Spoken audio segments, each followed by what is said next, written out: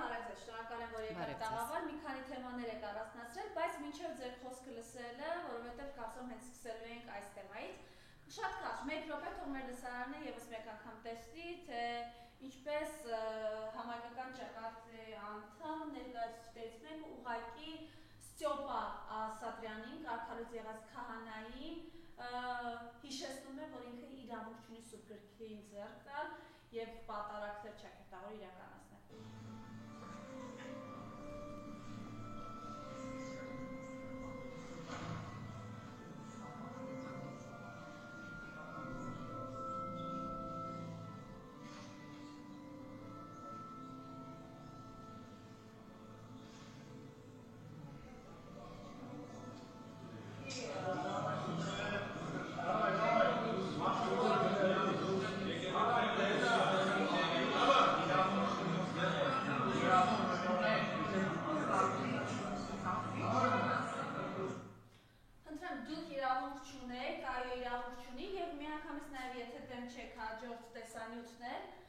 Նույն օրը ուղղակի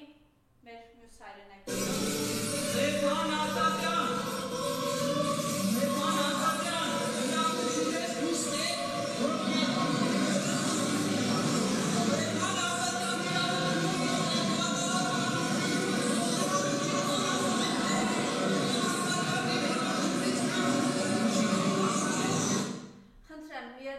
Մեր մյուս հայրենակից դեր բղավում է, որ Ստեփան Ասատրյանը իրավունք չունի պատարակ իրականացնել։ Խնդրեմ, ինչ տեղ ունեցավ Հովանավանքում, համեցեք։ Շնորհակալություն, այո, նախ ուզում եմ շնորհակալություն հայտնել եւ համայնքական ճակատշարժման անդամ մեր Արմենին եւ մյուս քաղաքացուն, որոնք այդ օրը խառնեցին Նիկոլ Փաշինյանի օրակարգը որոշակի առումով նաև, բայց սա մեզ համար գիտեք կարևոր է այն առումով, որ մենք պարզապես սրանով ուզեցինք ասել, որ թույլ չենք տա, որ մեր հոգևոր աշխարհը պղծեն, ինչպես պղծել են այս երկրում ամեն ինչ, մենք թույլ չենք տա, որ մեր հոգևոր աշխարհը պղծեն։ Բայց ես ուզում եմ նաև շնորհակալություն հայտնել ոչ միայն մեր շարժման անդամին եւ մյուս քաղաքացուն, այլ իմ խորին երախտագիտությունը հայտնել հայ ժողովրդին, որոնք պարզապես չգնացին Նիկոլ Փաշինյանի օրակարգով, ով ուզում է, ինչպես ստորագրեց Արցախի կապիտուլացիան, ինչպես Թրամփի ուղուց հետո ստորագրվելու է Հայաստանի կապիտուլացիան, Փաշինյանը այդպես էլ ուզում է ստորագրել հայ առաքելական եկեղեցու կապիտուլացիան, եւ ես շնորհակալ եմ իմ ժողովրդին, որոնք թույլ չտվեցին այս կապիտուլյանտ իշխանությանը, որոնք այդ Հովանավանքի պատարակի օրը այդ իրենց ստվար քանակով, այդ քիչ քանակով տարբեր հաշվարկներով ասում են 500-ից 700 մարդով հարձակում գործեցին Հովանավանքի վրա, իմ ժողովուրդը թույլ չտվեց, որ այդ Փաշինյանական ծրագիրը իրականություն դառնա։ Իրականում Հովանավանքում Նիկոլ Փաշինյանի այդ ստվար 500-700 հոգանոց զանգվածում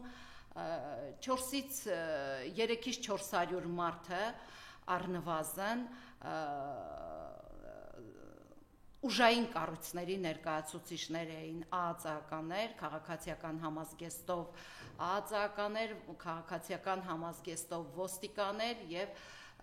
պարզապես համազգեստով ոստիկաներ։ Հենց դրա համար եմ շնորհակալ իմ ժողովրդին, որոնք չտրվեցին Փաշինյանական սադրանքին եւ ինչպես նույնիսկ իմ գործընկերներից Հակոբը շատ լավ տերմին է օգտագործել այդ դիվերսիային, որ կազմակերպվել էր Հովանավանքի վրա։ Բայց եթե սա հոգևոր առումով ենք նայում, բայց դրա մյուս կողմը քաղաքական սպեկտրով եթե նայենք, այստեղ երևաց նաև Փաշինյանական իշխանության ողջ սնանկությունը։ Մենք տեսանք, որ մարզպետով, արու քաղաքապետով, Ավանի բիզնեսմեն թաղապետի հորով, քաղաքապետարանի Երևանի ավականիով, որտեղից ասես պեղել էին, բերել էին, որպեսզի կարողանային այդ մասովկան ապահովեին, դա չստացվեց։ Դրա համար այո Նիկոլ Փաշինյանը ասաց, որ մյուս շաբաթ մենք եւս հարցակում են գործելու, այսպես դա իմ խոսքն է, իրեն գնալու են, բայց ըստիս դա հարցակում է Հովանավանքի վրա։ Ամենևին էլ սա պատահական չէ, եթե առաքելական եկեղեցու հավատավոր, ինչպես ինքն իրեն է հռչակում, Նիկոլ Փաշինյանը գնում է Հռոմ եւ կաթոլիկ եկեղեցու հաղորդություն է ստանում եւ ամեն անգամ ես կարծում եմ դա պատահականություն չէ, Փաշազադեի հայտարարությունից հետո որևէ կերպ հարձակում է տեղի ունենում կամ եկեղեցու կամ սրբազանի վրա, Կիրակի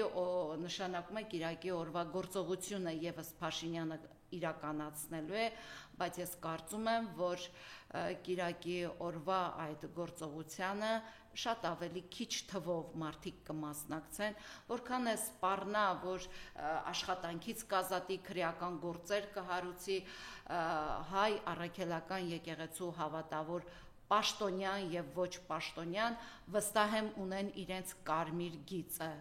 չպղծել, չկապիտուլացնել, դիվերսիայի չենթարկել հայ առաքելական եկեղեցին։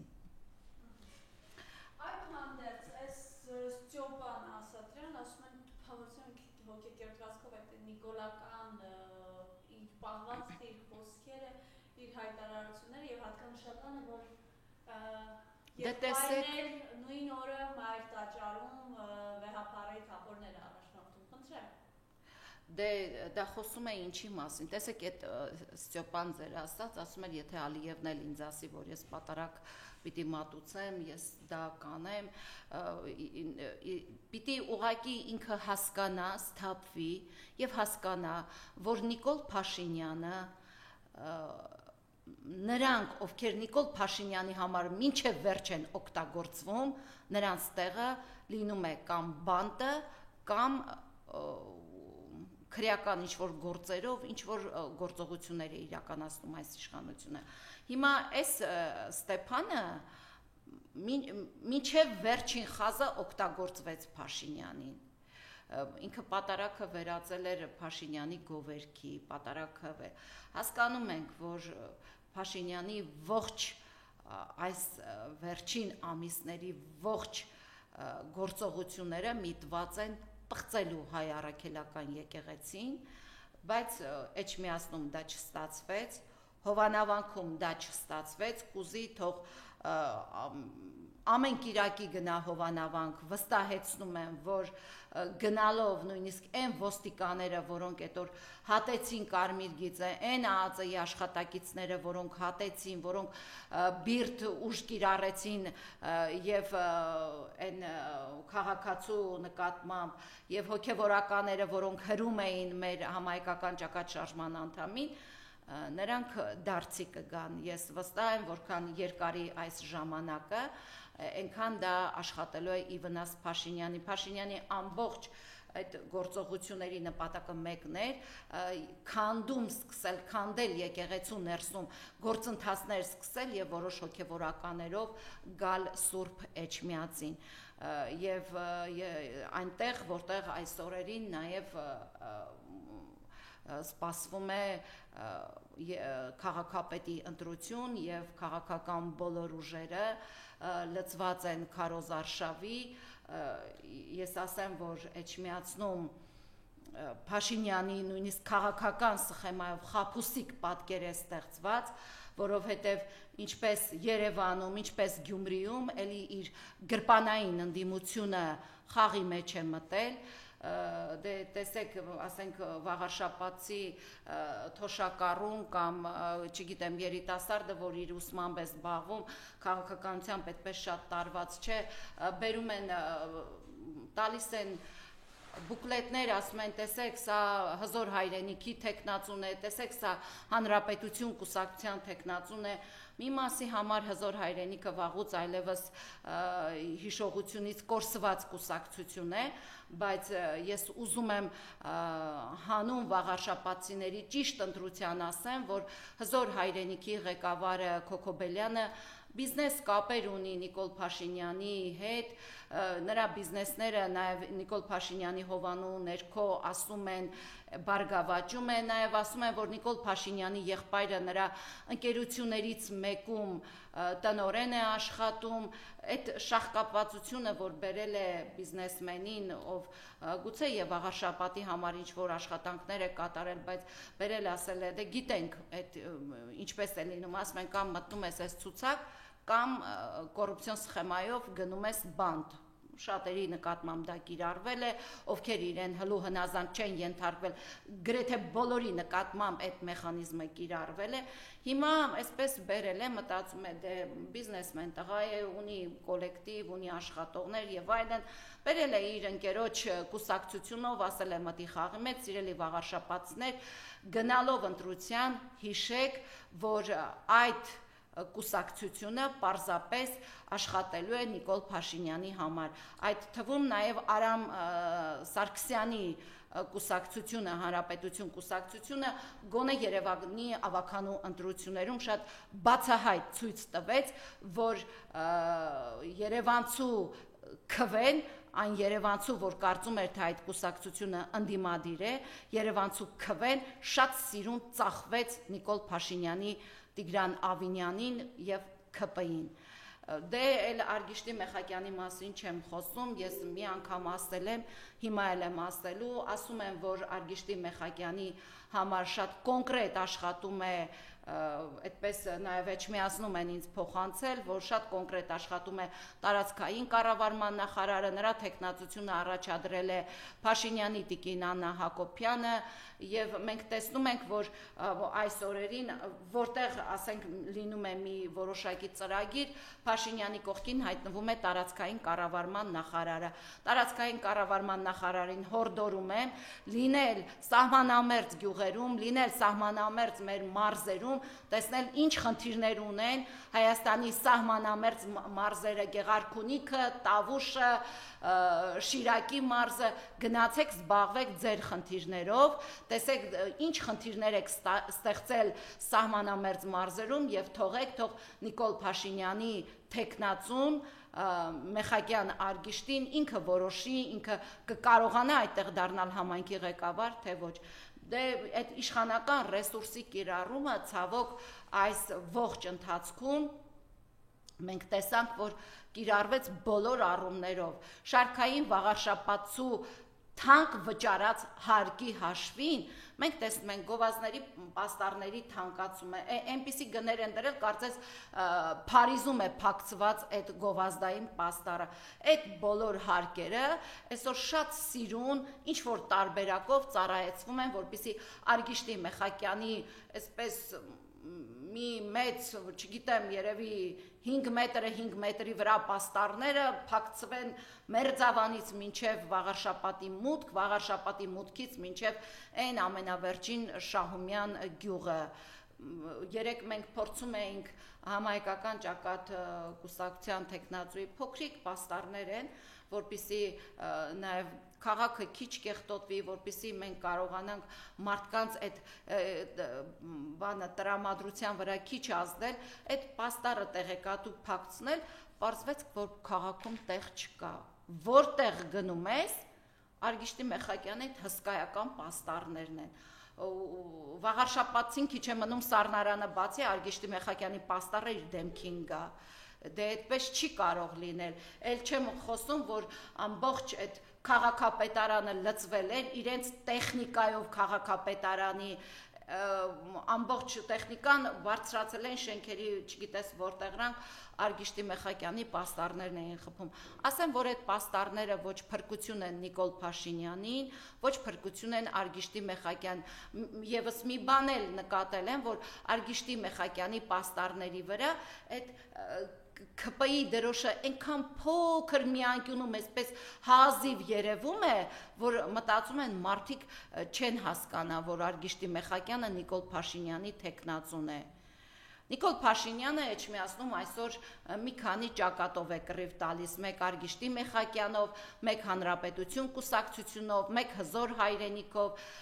Մեր խնդիրն է, որ նաև Վաղարշապատցուն կարողանանք ճիշտ ուղու վրա դնել, որպեսզի չհայտնվի խաբված երևանցու կարգավիճակում, որ մարդիկ գնացին ձայն տվեցին իբրև ընդդիմություն, հետո այդ քվեն ծախվեց Նիկոլ Փաշինյանին, ծախվեց գուցե ոչ բառիս իմաստով կամ գուցե եւ բառիս իմաստով, ես չգիտեմ այդ ծախվելու արդյունքում օրինակ ինչ ստացան այդ մարդիկ, ովքեր որոշեցին, որ պետք է օրինակ Արամ Սարգսյանի ձայներով Տիգրան Ավինյանը 9%-ով կարողանա ղեկավարել Երևան քաղաքը եւ այսպես ապականել Երևանը։ Սիրելի վաղարշապատներ, եթե չեք ուզում ունենալ նույն Երևանի պատկերը, թանկացած տրանսպորտ, աշխարհում ամենաաղտոտված օդով մայրաքաղաք կամ ձեր քաղաքը այդպիսին կլինի, աղբի մեջ կորած քաղաք, ասֆալտը այսօր անում են, հաջորդ օրը գալիս մի տեղից քանդելով գնում են, որպեսզի նորից այդ ասֆալտը փռեն։ Մենք հասկանում ենք, որ դրա արդյունքում նաև Արամ Սարգսյանի օգնությամբ Տիգրան Ավինյանի քաղաքապետ դառնալու արդյունքում մենք այսօր ունենք ապականված Երևան եւ ունենք խոշոր փողատեր Տիգրան Ավինյանի հայրիկ, խոշոր փողատեր Տիգրան Ավինյանի մայրիկ։ Կես միլիոն դոլարանոց տուն մայրիկը ունի, կես միլիոնից ավել, ասում են $600,000 տուն էլ Տիգրան Ավինյանի հայրիկը ունի։ Եթե դուք չեք ուզում ունենաք նույն պատկերը, դուք սրանից առաջ տեսաք Նիկոլ Փաշինյանի տեխնացուն ինչ արեց։ Շատ լավ տեսակ Ձինուլիկի գործողությունները, դարձավ ամբողջ այդ ամուսնու ընտանիքով դարձան բենզալցակայանների տերեր, չգիտես, բիզնեսների տերեր, հազար ու մի բանի տերեր դարձան, բայց որևէ մեկը տեսավ, որ օրինակ այն 800 հոգանոց ոստիկանական զորքը մտներ վաղարշապատ Փաշինյանի քաղաքապետ Ձինուլիկին այդպես բանով խրախճանքով տաներ դատարան, ինչպես օրինակ արվեց Գյումրիում։ Մենք այսօր տեսնում ենք, որ Նիկոլ Փաշինյանի քաղաքապետը խողովակի գող է, տեղ համայնքում խողովակի գող է։ Բա ինչի չեք գնում, հիմա էլ անօրինական հանք է շահագործում, մամուլը գրել էր, բա գնացեք այդ 800 հոգանոց զորքով ձեր այդ խողովակի գողին, ապօրինի հանք շահագործողին բռնությամբ բերեք նստացրեք։ Որտեղ քաղաքապետ եք նշանակել, 2-3 տարում դարել են միլիոնատեր տղերք կամ աղջիկերք։ Հիմա սիրելի վաղարշապատներ, դուք ուզում եք նույն պատկերը ստանաք։ Եթե ուզում եք, ուրեմն դուք կարող եք գնալ այդ ընտրության։ Եթե չէ, ապա կան շատ արժանապատիվ տեխնացուներ, մասնավորաբար Համահայկական ճակատ կուսակցության տեխնացուն 25 տարվա զինվորական ծառայություն ունի մատուցած Արցախին, Արցախի դիրքերի պահպանումից Վարդենիս, Տավուշ, պահել է մեր դիրքերը, պահել է մեր զինվորների կյանքը եւ հիմա եկել է որպեսի ծառայի իր հայրենիքին։ Տեսեք, ծանոթացեք տեխնացուների ծրագրերին, գնացեք ձեր ընտրությունը կատարեք եւ ընդհանրապես ուզում եմ ասել, որ աշխարհում հատկապես պատերազմներից հետո ամենառացիոնալ կառավարումը, օրինակ Ֆրանսիայում Դգոլի ժամանակ ամենառացիոնալ կառավարումները եղել են զինվորականների կողմից, որովհետև խրամատում կանգնած զինվորականը, այն էլ ոչ թե 5 տարի, 10 տարի, 20, 25 տարի կանգնած զինվորականը շատ լավ է հասկանում, եթե խրամատը ճիշտ կարողանում է կահավորել, զինվորի կյանքը ճիշտ կարողանում է կարգավորել, ճիշտ կարողանում է զինվորի սնունդը, զինվորի քնելուց մինչև դիրք տեղափոխումը, այդ ամեն ինչը կարողանում է ճիշտ կառավարել, քաղաքի կառավարումը, առավել ևս որ քաղաքը կառավարվում է նաև այդ մարդկանց ստացած հարկերից եւ պետության սուբսիդիաներից, այնպես չի, որ այդ պետության սուբսիդիան էլ ասում են կառավարելը շատ ավելի հեշտ կլինի, այնպես չի, որ այդ պետության սուբսիդիան, որ ասում են, գիտե, կառավարությունն է տաս, դե կներեք, կառավարությունը այդ սուբսիդիան տալիս է իմ, մյուսի, մնացածի հարկերի հաշվին։ Մեր հարկերով մեր վրա չփորձեք լավություն ծախեք։ Հիմա որ այդ ԿՊ-ի տեխնացուն ասում, այսքան մետր, այսքան կիլոմետր ճանապարհ, այսքան էս, այսքան այն, Ձեր եղել եք ավականի, եղել եք մարզպետ, եղել եք պատգամավոր, մարզպետ, խոշորացված համայնքի ղեկավար, փոքրիկ մի գյուղ կա Լեռնամերձ, մինչև հիմա գազաֆիկացված չի այդ գյուղը, փոքր գյուղ է, մինչև հիմա հանրայինի եթերում ասում եք գազաֆիկացված, գնացեք տեսեք ում գազը վառեք գազ կգա, ասում է ավարտական ակտին ենք սպասում, մենք լավ գիտենք, այս երկրում ավարտական ակտը կարող է տևել մինչև 4 տարի, 5 տարի, Աստված գիտի այն ժամանակ ձեզանիցով որտեղ կլինի, կամ կոռուպցիոն գործարքով մյուս իշխանության կողմից որտեղ հայտնված կլինի, մեծ խոսելով չէ, իշխանական ռեսուրսը կիրառելով չէ, երկիրը քանդելով եկել հասել են, հիմա էլ մտել են վաղար շաբաթ մի քանի ուժով, ես նույնիսկ ուզում եմ շնորհակալություն հայտնել այն գրպանային մյուս ուժերին, ովքեր չեն մասնակցում վաղար շաբաթի ընտրություններին, որովհետև օրինակ Փաշինյան Նիկոլը կարող էր 3-ի փոխարեն այնտեղ լցնել, ասենք մի 10 գրպանային ընդդիմություն, մենք տեսել ենք, չէ, գնացել իր ձեռքը սեղմել են, իրեն բարևել են, մտել են, խոսել են, այդ գրպանային ուժերին շատ լավ գիտենք, մեկին հրաման է տրվում գնալ ռազմաբազայի վրա, մեկին հրաման է տրվում մյուսը անել, մեկին հրաման է կարող էր դա անել, դա էլ չի արել, կամ գուցե այդ ներուժը չեն ունեցել, վստահ եմ, որ ավելի շուտ այդ ներուժը չեն ունեցել, որովհետև ամեն մեկը չէ, որ կհամաձայնվի դառնա Նիկոլ Փաշինյանի գրպանային ընդդիմության ավականու թեկնածու։ Հիմա մենք ուղղակի ուզում ենք հորդորել, որ վաղար շաբաթի յուրաքանչյուր խոշորացված համայնքի յուրաքանչյուր ընտրող ծանոթանա այդ թեկնածուների անցած ուղուն, այն երեքի մասին չեմ խոսում, նրանցից յուրաքանչյուրին տված ձեր քվեն գնալու է Նիկոլ Փաշինյանի իշխանությանը, ով իր ընտանիքում կորոշի, որ գնում է քվե տալու Նիկոլ Փաշինյանին, ինքը գնալու է քվե տալու այդ Նիկոլ Փաշինյանի ուժին, ինքը գնալու է քվե տալու Նիկոլ Փաշինյանի իշխանության վերարտադրությանը եւ Նիկոլ Փաշինյանի այդ մի քանի հոգանոց թայֆայի կողմից մայր աթոռի նվաճմանը։ Փաշինյանի բոլոր գործողությունները ինքը սպասում է, որ Էջմիածնում ավարտվեն ընտրությունները եւ հետո ինքը նվաճի մայր աթոռը։ Դուք շատ լավ, ովքեր դիտել են Փաշինյանական թեկնածուին ուղված հարցերը, ասել են կմասնակցեք Նիկոլ Փաշինյանի կողմից մայր աթոռի այդ վրա հարձակմանը, այդ հավաքին, այդ Փաշինյանի կողմից հավաքները ինձ համար հարցակում են, նվաճում են մեր եկեղեցու դեմ։ Կմասնակցեք, ասել է կգա օրը կիմանաք, այդ օրը լինելու է ընտրություններից հետո, Փաշինյանի թեկնածուն, սիրելի վաղարշապատցիներ, ձեզ հետ անկեղծ չէ անգամ հավատքի մասով, ձեզ հետ անկեղծ չէ անգամ մայր աթոռը գրավելու մասով, ասում են Կտրիշ Ներսիսյան, թե Սրբազան կաթողիկոս,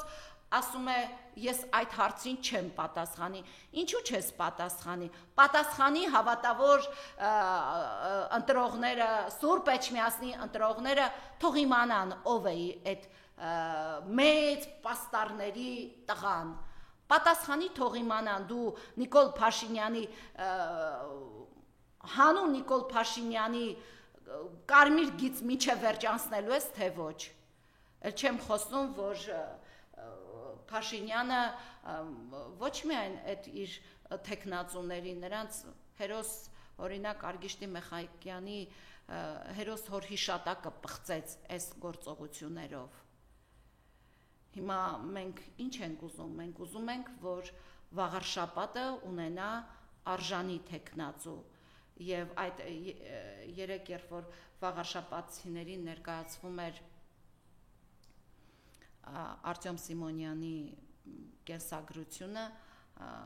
բուկլետների հանձնման ժամանակ ոմանք ասում էին փշաքաղվեցինք, ոմանք ասում էին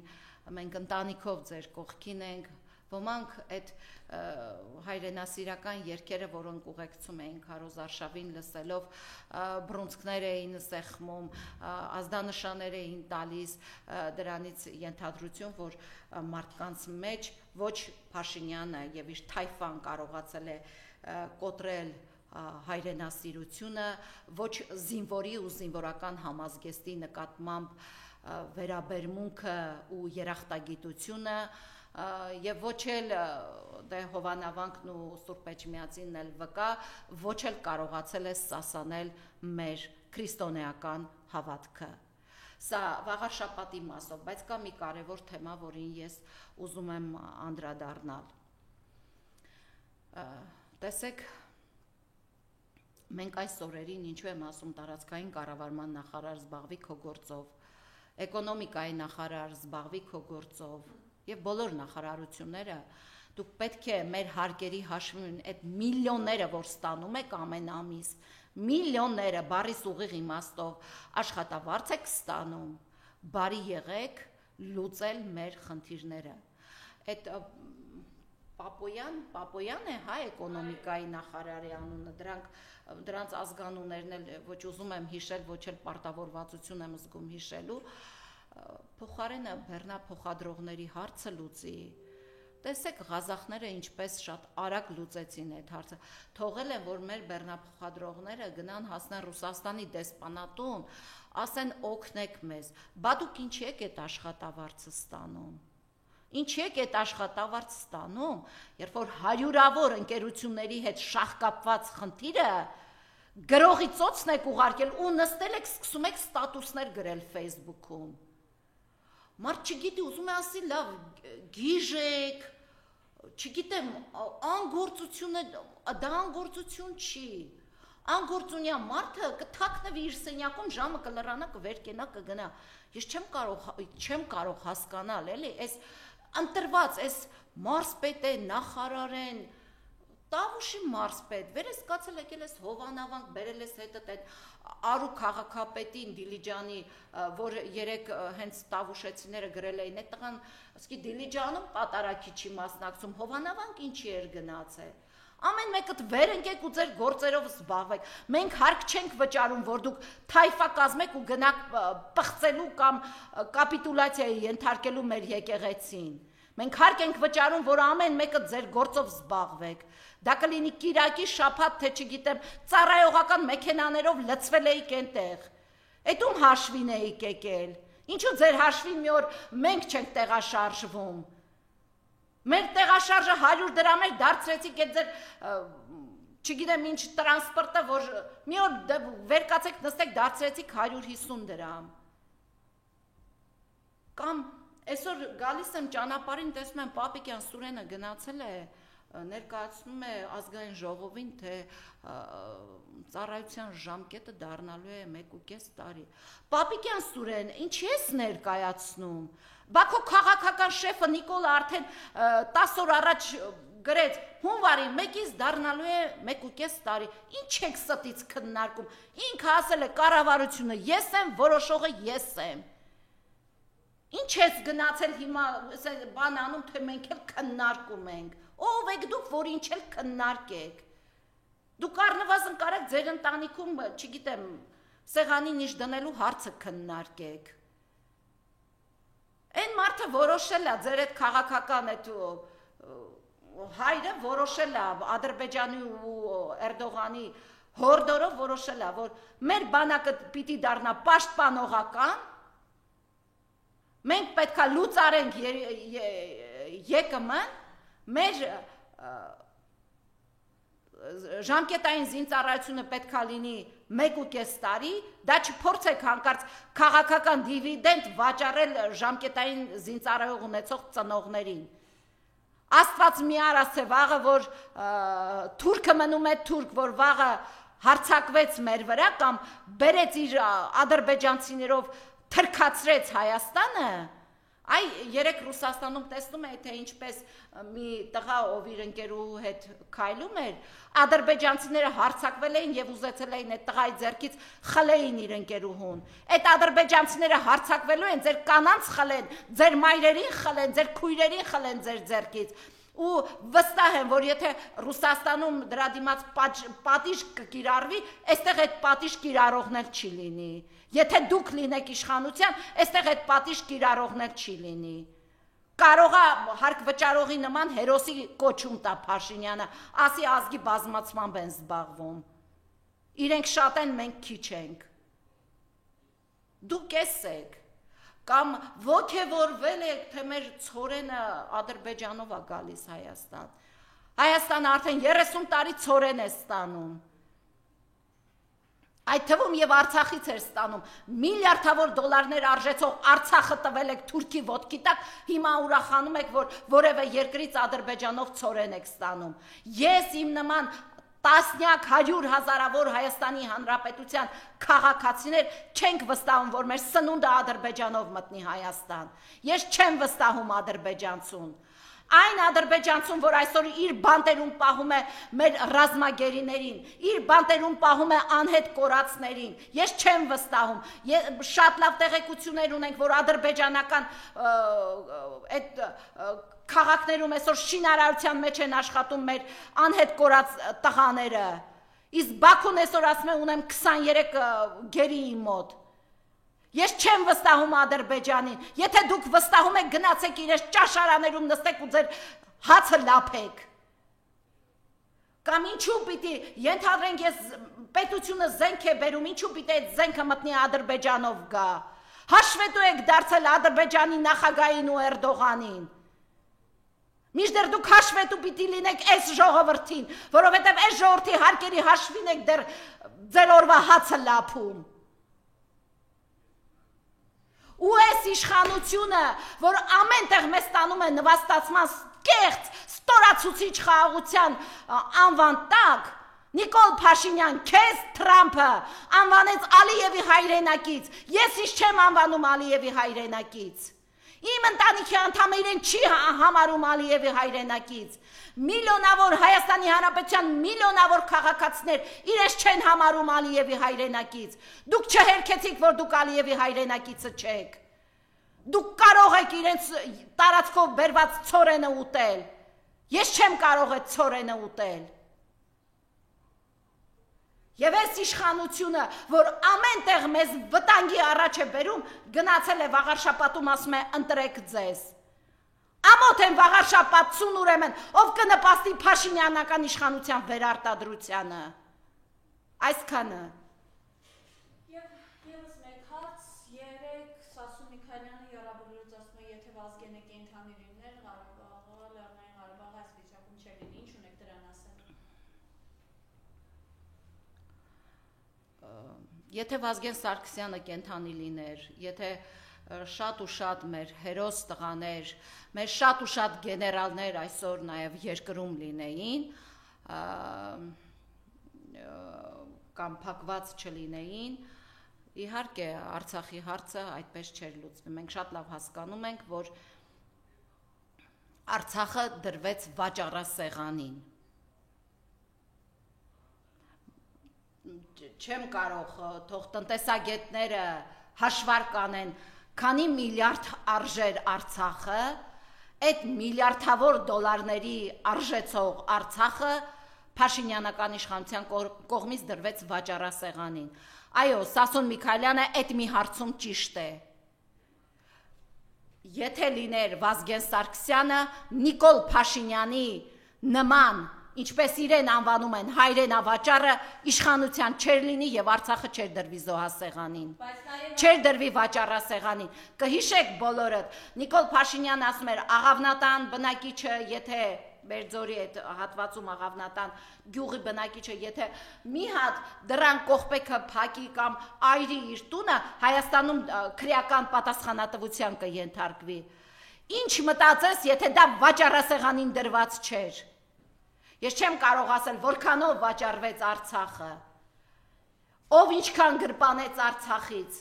բայց Արցախը ցավոք դրվեց վաճառասեղանին։ Վազգեն Սարգսյանի կենթանի լինելու պարագայում Նիկոլ Փաշինյանը իր դասալիկ թայֆայով կլիներ այնտեղ, որտեղ կլինի շուտով։ Բայց նաև Վազգեն Սարգսյանը ինչ կաներ Սասուն Միքայելյանի հետ, եթե լսեր ինչպես է ասում, որ այս հեղափոխությունն ավելի կարևոր է, քան Արցախի ազատագրումը, հիշում եք։ Ես կարծում եմ, որ Վազգեն Սարգսյանը կենթանի լիներ, Սասուն Միքայելյանը մեծ պաստառներ կփակցներ իր սենյակում Վազգեն Սարգսյանի եւ որևէ ոչ թե հեղափոխության մասնակից կլիներ, այլ կասեր կամանդիրս, ես այդպես եմ կարծում։ Բայց քանի որ Սասուն Միքայելյանի պարագայում նաեւ ստորադասվեց Արցախը ու գերադասվեց փողը, ունենք այն, ինչ ունենք։ Ցավոք, ես ամենից շատ ափսոսում եմ, որ Արցախի համար կյանք նվիրաբերածների տղաները, Արցախի համար իրենց առողջությունը, իրենց լավագույն տարիները նվիրաբերածները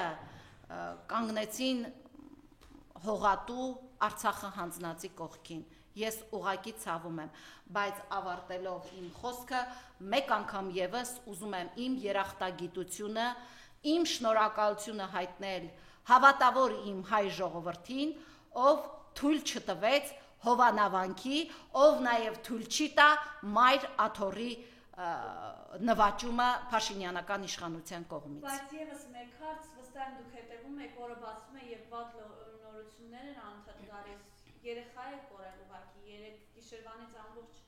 ընթացքում բոլորը փնտրում են, ու այս իրականության մեջ, որ մենք ամեն օր մահեր,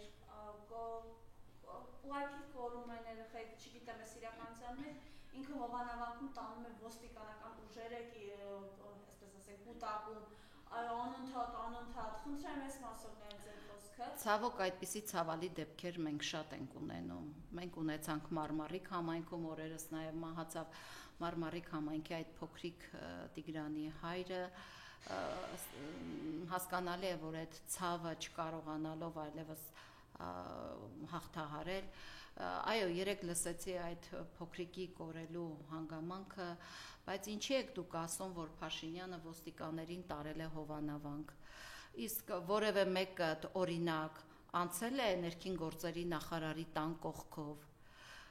ոստիկանները հսկում են ներքին գործերի նախարարի տունը, առավոտյան ես երբեմն այդ ճանապարհով եմ անցնում, Նոյ թաղամասում է տունը, ինձ ասել են, որ դա ոստիկան նախարարի տունն է, իր տունը հսկում են ոստիկաները, այս հսկայական ոստիկանական բանակը, ցավոք, չի ծառայում մեր ժողովրդին, ցավոք, մենք տեսնում ենք, այդ բանակը ծառայում է Փաշինյանի անձի, Փաշինյանի ընտանիքի եւ չեմ ասում բոլոր պաշտոնյաների, մի քանի պաշտոնյաների համար։ Եթե օրինակ